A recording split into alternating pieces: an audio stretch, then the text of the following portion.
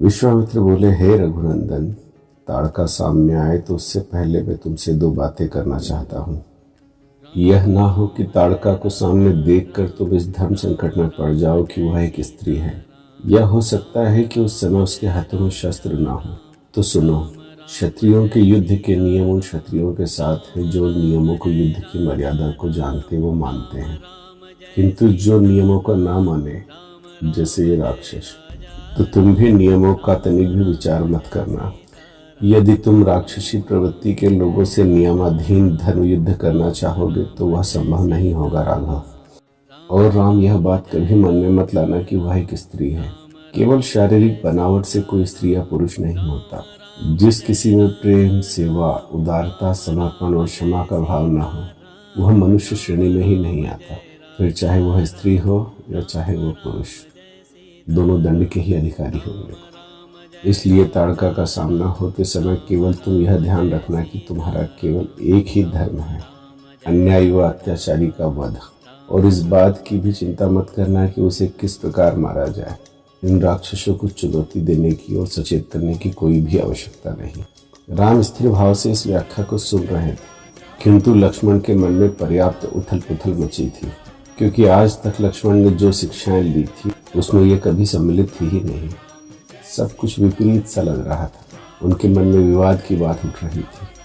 वे ऋषि से प्रतिवाद करना चाहते थे, पर वे अपने भैया की तरफ देख चुप हो जाते।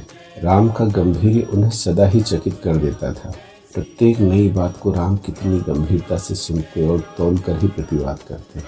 पर आज राम का व्यवहार ऐसा था मानो बहुत समय पहले ही वे इन विषयों पर चिंतन कर चुके हों, बहुत गहराई से इसका अध्ययन किया हो। राम बोले, ऋषिवर, आश्वस्त रहें, धर्म का मर्म अत्याचार का विरोध करने में है और मैं वही करूँगा।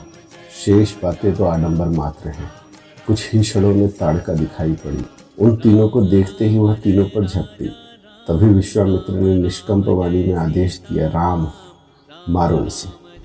उन्होंने जैसे पूर्व निर्णय के अनुसार गुरु विश्वामित्र द्वारा दिया हुआ कालचक्र नामक दिव्यास्त्र धनुष पर धारण किया और धनुष की प्रत्यंचा कानों तक खींची और छोड़ दी। तीर सीधा ताड़का के वक्ष स्थल पर जा लगा। खून की उल्टियां करती हुआ राक्षसी जमीन पर जा गिरी। यह सब पलक झपकने के बराबर समय में हुआ। ताड़का के साथ और भी राक्षस थे। उन्होंने ऐसा रूप, ऐसा शौर्य, ऐसी शस्त्र दक्षता पहले कभी नहीं देखी थी। वे भय के कारण वहां रुक नहीं पाए और भाग खड़े हुए।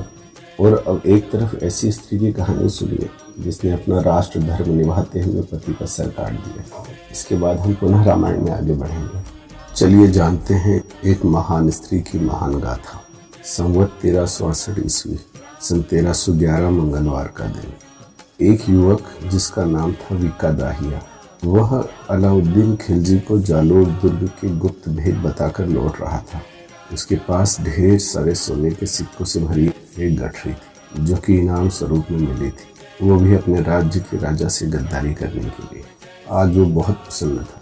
पहली बार जो इतना धन मिला था। विका दाहिया अपने परिवार से अत्यधिक प्रेम करता था, विशेषकर अपनी पत्नी हिरादे से। हर कीमत दे सकता था परिवार की खुशी के लिए। उसकी पत्नी जो सुंदर होने के साथ बुद्धिमान भी थी। विका चलते चलते रास्ते में सोच रहा था कि इतना धन देखकर हिरादे की क्या प्रतिक्रिया होगी। हिरादे का जो स्वभाव है, कहीं ऐसा न हो कि मेरे किए पर क्रोधित हो। नहीं नहीं, ऐसा नहीं होगा, मैं उसे समझा लूँगा। आखिर ये सब उसी के लिए तो किया है। और फिर स्त्रियाँ स्वभाव से भोली और मूर्ख तो होती ही हैं। पति के किए हर सही गलत को वह आसानी से स्वीकार लेती हैं। इतना धन का सुनकर जब मेरे विचार बदल गए, फिर तो वो स्त्री है। इतने धन से वह सुंदर सुंदर गहने बनवाएगी। और जैसा कि शहंशाह का वादा है, युद्ध समाप्ति के बाद मुझे एक आलीशान हवेली भी मिलेगी। हवेली के आगे घोड़े बंधे होंगे, ढेरों नौकर चाकर होंगे। और यह सब तो होना भी चाहिए। अलाउद्दीन की इस अप्रत्याशित जीत का कारण तो मैं ही होऊंगा। इसकी वजह से जालौर में तैनात सूबेदार के दरबार में मेरी हैसियत अलग ही होगी। ऐसे अनेकानेक मन को प्रसन्न करने वाले विचार करते वह घर पहुंचा और बड़ी प्रसन्नता के साथ वह धन की पोटली हृदय के सामने रख दी। पोटली खोल उसमें इतना सारा धन और अपने पति की कुटिल मुस्कान देखकर हिरादे को यह बात समझने में देर न लगी कि क्यों अलाउद्दीन की जालौर युद्ध से निराश होकर दिल्ली लौटती फौज अचानक क्यों वापस जालौर लौट रही है। उसे सारा राज समझ में आ गया कि उसके पति ने दुर्ग के असुरक्षित हिस्से का राज खिलजी की सेना को बता दिया और अपने वतन से गद्दारी की। उसने तुरंत अपने पति से पूछा कि क्या ये इनाम दुर्ग की गुप्त जानकारी के बदले मिला है। यह सुनते ही वीका कुटिल मुस्कान के साथ हिरादे की ओर बढ़ा और चेहरे पे मुस्कान और प्रेम का भाव लाते हुए बोला, ये सब मैंने तुम्हारे लिए, जब तक उसका वाक्य पूरा होता, तुम्हारे लिए के आगे का। हिरादे ने पास पड़ी तलवार उठाकर अपने पति का सर धड़ से अलग कर दिया और सर को बालों से पकड़कर राजा के सामने पहुंची और राजा के चरणों में फेंक दिया। राजा ने पूरा किस्सा सुन उस वीरांगना को हाथ जोड़कर प्रणाम किया और अलाउद्दीन से निर्णायक युद्ध के लिए चल पड़ा। और हिरादे ने बाकी रानियों के साथ स्वयं को जौहर की पवित्र अग्नि को समर्पित किया। क्या क्या फर्क पड़ता है कि ये कथाएं सही हैं गलत हैं। मुझे लगता है जो इसमें सही गलत खोजता है वो मूर्ख है या कायर होगा।